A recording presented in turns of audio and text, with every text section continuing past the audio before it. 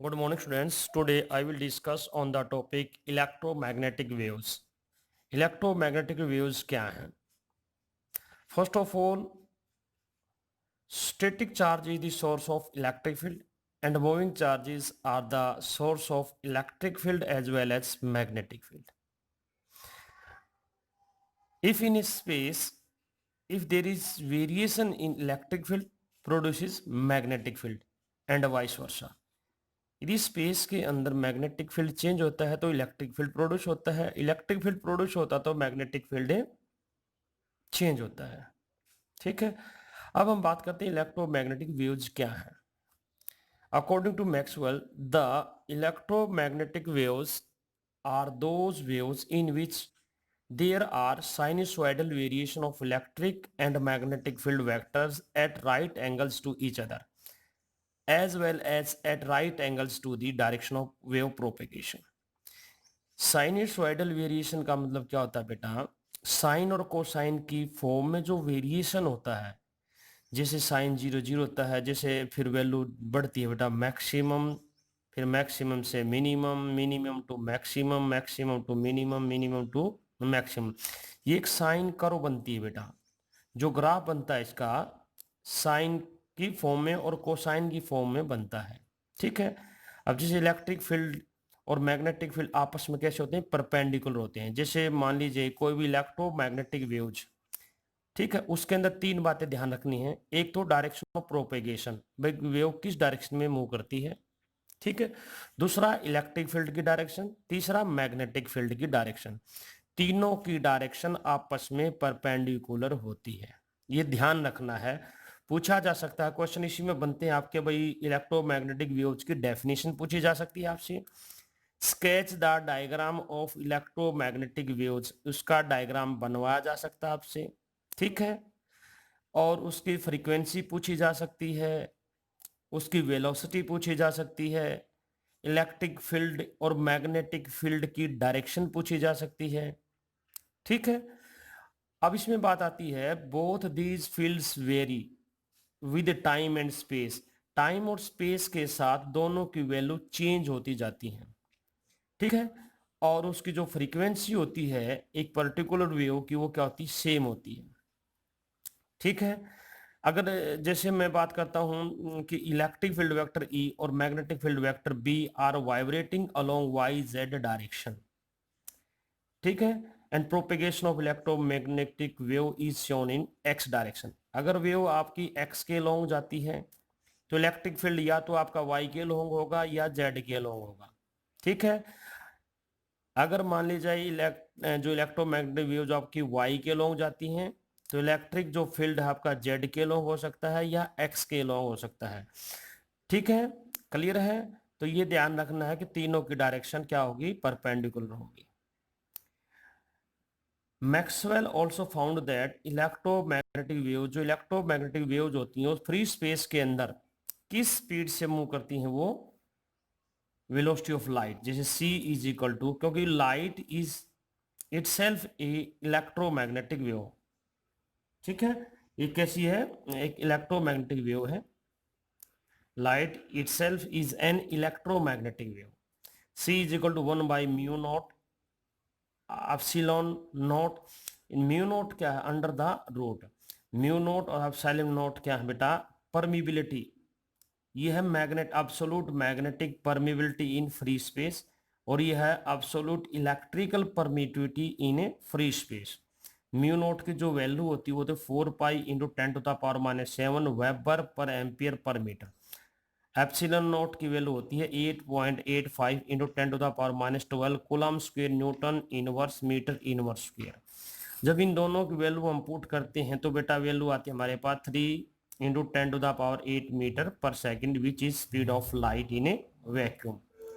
तो हमने इसकी जो वैल्यू पुट करना है एब्सोल्यूट एप्सिलॉन नॉट और म्यू नॉट की वैल्यू पुट करने के बाद हमने क्या कर दिया प्रूव, विद जो वेलोसिटी ऑफ इलेक्ट्रोमैग्नेटिक वेव्स है फ्री स्पेस के अंदर वो कितनी 3 × 10⁸ मीटर पर सेकंड। तो आपने ये फार्मूला आपने याद रखना पड़ेगा, मोस्ट इंपॉर्टेंट फार्मूला है बेटा, आपको याद रखना पड़ेगा। ठीक है, अगर क्या कहते हैं हम इलेक्ट्रोमैग्नेटिक वेव्स किसी स्पेस में मूव करती हैं तो स्पीड क्या है उसकी 3 × 10⁸ मीटर पर सेकेंड। ठीक है, अगर वही इलेक्ट्रोमैग्नेटिक वेव किसी मेटीरियल मीडियम में मूव करें, मेटल मीडियम का मतलब है कोई मीडियम हो सकता है, ठीक है, जैसे आपका मीडियम है, मान लीजिए एयर है, ग्लास है, जो भी कोई भी अदर मीडियम है, ठीक है, उसमें क्या होता है बेटे, उसकी जो स्पीड होगी तो क्या होगा, v इज इक्वल टू सी को हम किससे लिख देंगे, v इज इक्वल टू 1 ये म्यू और ये एप्सिलॉन। ये म्यू क्या है, magnetic absolute magnetic permeability of a material medium, और एप्सिलॉन क्या है, absolute electrical permittivity of the medium. ठीक है, अब हमने एक फार्मूला पढ़ा था बेटे, जो है आपका जो म्यू आर होता था, आपका जो relative magnetic permeability, mu R is equal to mu by mu naught होता था ना। अगर mu R is equal to mu by mu naught है तो म्यू नोट को इधर लेके आएंगे तो mu is equal to mu naught mu R हो जाएगा। ठीक है, ऐसे ही epsilon is equal to epsilon naught epsilon R, ये क्या है, म्यू आर और epsilon R relative magnetic permeability and relative electrical permittivity of the medium. ठीक है, अब ये वैल्यू बेटा हम यहाँ पे म्यू की जगह mu naught mu r put करते हैं, एप्सिलॉन की जगह epsilon naught epsilon r put करते हैं। तो यहाँ से देखिए इसको जब हम लोग करते हैं 1/म्यू naught epsilon naught under the root, ठीक है, इसको हम कैसे लिख सकते हैं, देखिए इसको हम कैसे लिख सकते हैं, 1/म्यू naught epsilon under the root into 1/म्यू R epsilon R under the root. ठीक है, उसको तो हम सी लिखते हैं, जैसे कैसे लिख सकते हैं, देखिए इसको लिख सकते हैं हम यहाँ से, यहाँ लिख के बताता हूँ आपको, v इज इक्वल टू 1/म्यू नोट एप्सिलॉन नोट, ठीक है, इंटू 1/म्यू आर एप्सिलॉन आर, लिख सकते हैं ना हम इसको ऐसे अंडर द रूट। ये क्या हो जाएगा आपका, c बन जाएगा ना ये, तो यहाँ c/म्यू R epsilon R. Maxwell also concluded that electromagnetic wave is transverse in nature and light is electromagnetic wave। तो उसने मैक्सवेल ने क्या कहा, जो इलेक्ट्रोमैग्नेटिक वेव जो ट्रांसवर्स है, ट्रांसवर्स क्यों बोला, क्योंकि जो इलेक्ट्रिक फील्ड और मैग्नेटिक फील्ड की जो डायरेक्शन होती है वो परपेंडिकुलर टू होती है डायरेक्शन ऑफ प्रोपेगेशन होती है, इसलिए ट्रांसवर्स बोला इसको। और लाइट किस क्या है, एक इलेक्ट्रोमैग्नेटिक वेव ही है। ठीक है, जो इलेक्ट्रोमैग्नेटिक वेव्स होता है बेटा एक डिस्टरबेंस होता है स्पेस के अंदर, जब इलेक्ट्रिक फील्ड वेक्टर और मैग्नेटिक फील्ड वेक्टर चेंज होते हैं उनमें वेरिएशन होता है।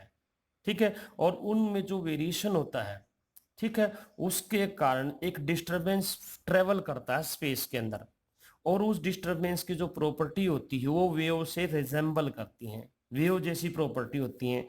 That's why these disturbances are called electromagnetic waves.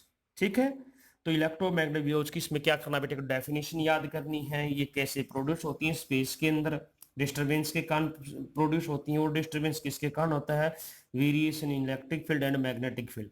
ठीक है, तो उसकी स्पीड का फार्मूला याद रखना आपने, कैसे इसकी वेलोसिटी हम फाइंड आउट करते हैं। मीडियम में इसकी वेलोसिटी क्या है, 2 फार्मूले हो चुके हैं आपके, ये 3 फार्मूले हो चुके हैं बेटा, और c इज इक्वल टू 1/म्यू नोट एप्सिलॉन नोट, ये ट्रांसवर्स नेचर है और लाइट इलेक्ट्रोमैग्नेटिक वेव है, इसका ये डायग्राम बनाना है आपने। ठीक है, ये एक एनोलो बनेगा, ये इलेक्ट्रिक फील्ड ये दे रखा बेटा आपका इलेक्ट्रिक फील्ड। ठीक है, इलेक्ट्रिक फील्ड इलेक्ट्रोमैग्नेटिक वेव किसके लॉन्ग जाती है, एक्स के लॉन्ग जाती है ना, तो जो वाइब्रेशन होंगे बेटा वो किस प्लेन में होंगे, वाई जेड में होंगे बेटा, किस में होंगे, वाई जेड में। कैसे होंगे, अब देखिए मान लिया जाए, देखो ये आपका एक्स एक्सिस है, ये आपका वाई एक्सिस है, क्लियर है ना, और मैं जेड एक्सिस मैंने पेंसिल से बना दिया, ये बाहर की तरफ मतलब ये जेड एक्सिस है। जब इलेक्ट्रोमैग्नेटिक वेव यहाँ ऐसे जाएगी बेटा इलेक्ट्रिक, और ये जेड एक्सिस आपका क्या है, वाई एक्सिस है, देखिए डायग्राम में भी ये वाई एक्सिस है, ये एक्सिस है, और ये मैंने पेंसिल जो परपेंडिकुलर डायरेक्शन में, ये क्या आपका जेड एक्सिस है।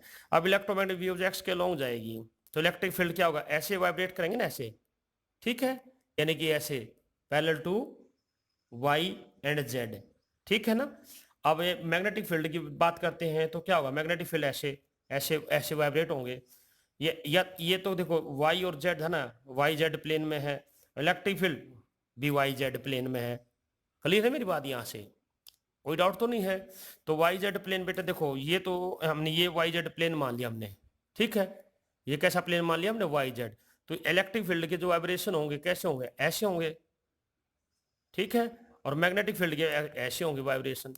ठीक है, तो क्या है इलेक्ट्रोमैग्नेटिक वेव्स में जो इलेक्ट्रिक फील्ड और मैग्नेटिक फील्ड के वाइब्रेशन होते हैं वाई जेड प्लेन में होंगे।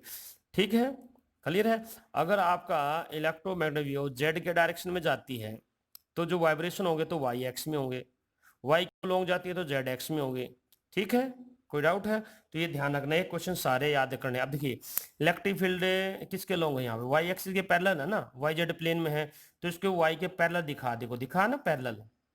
ठीक है, और इलेक्ट्रिक फील्ड किस में, जेड के पैरेलल है, यानी कि वाई जेड प्लेन में है तो जेड के पैरेलल दिखा दिया। ठीक है, और जो फेज डिफरेंस होता है इलेक्ट्रिक फील्ड वेक्टर में और मैग्नेटिक फील्ड वेक्टर में, जो फेज डिफरेंस होता है वो 0 का होता है। क्यों होता है?